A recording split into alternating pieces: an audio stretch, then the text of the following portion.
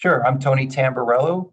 I work for Rutgers University Correctional Healthcare. I'm the Associate Director of Psychiatry for UCHC, and I'm also a clinical professor of psychiatry with Robert Wood Johnson Medical. So I was fortunate to come into the field with some important changes already happening, especially new and emerging classes of medications that really improve the lives of patients, especially the seriously mentally ill.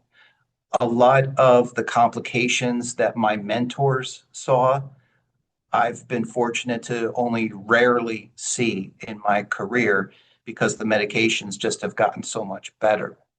Uh, when I was an intern, I was one of the first to give immediate release injectable buprenorphine shots to patients with opioid use disorder. Times have changed. Medications have gotten a lot better since then, and I'm very happy about that. In corrections, where I work, I'm a forensic psychiatrist. I work in a prison system. There has thankfully been more interest in research.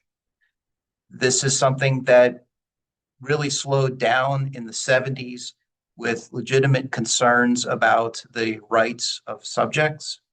And while these rights are still extremely important, there's been renewed interest nationwide in doing good ethical research on this population so that information can come out that is more specific to them so that this group can benefit from that research. We are all working in systems. Psychiatrists, we all work in systems. Even if you're in a private practice model, you still work in systems, even if that's your patient's caregivers or the corner pharmacy or whatever. And working in a jail or a prison system is an opportunity to really hone those skills.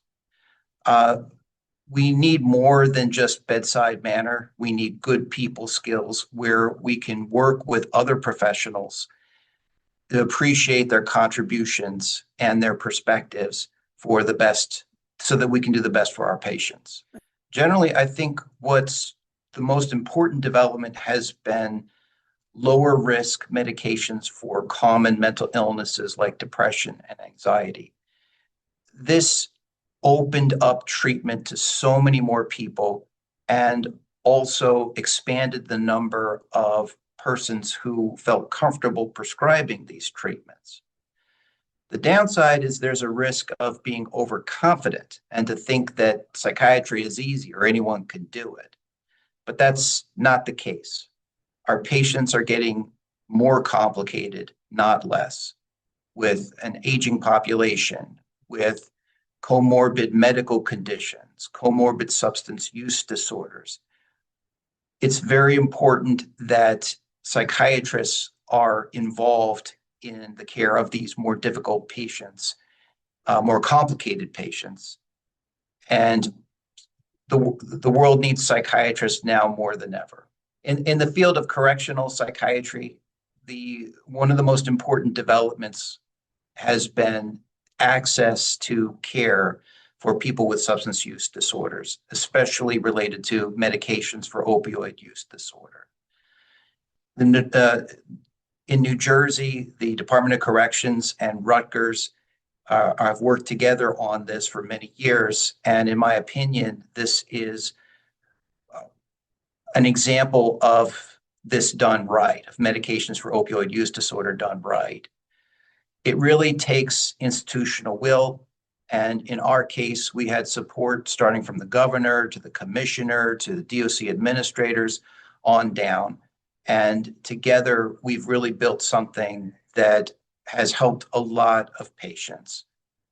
People with opioid use disorder in the NJDOC have access to medications when indicated that has really relieved suffering, has given them a meaningful chance to heal, and has set them up for success in the community. And this can't be done without an integrated system of people working together, from prescribers to therapists to correctional officers to nurses to administrators and peer navigators, where uh, uh, we have professionals who have lived experience with substance use disorder that have an in-reach program. They work with incarcerated people who are returning to the community so that they have a better chance of making that transition effectively.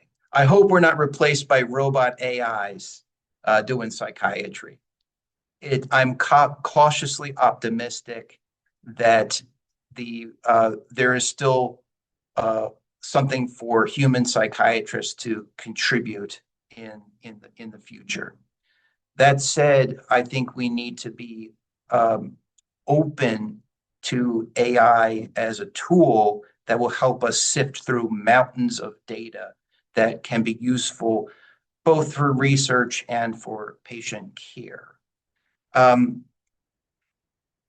Psychiatrists with accountability and agency need to be making patient care decisions, but that doesn't mean that we cannot use the resources that come with technology. I wanted to mention the Judge Psychiatrist Leadership Initiative, which is a partnership between the APA Foundation and the National Center for State Courts and the Council of State Governments.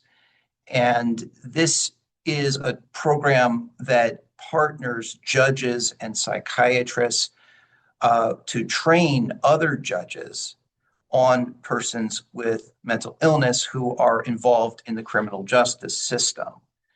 The hope is that by increasing awareness in the judiciary, that this will allow more intercepting of persons with serious mental illness and diversion of them to appropriate community resources. There is a resource document that there is in progress on providing psychiatric and other healthcare for persons who are transgender in carceral environments. I think that's a much needed development. Finally, I hope that there's renewed appreciation for psychiatry as a medical specialty. As I mentioned earlier, our patients are complicated, and we need to be working with other specialists as well as primary care providers to give the best care for patients.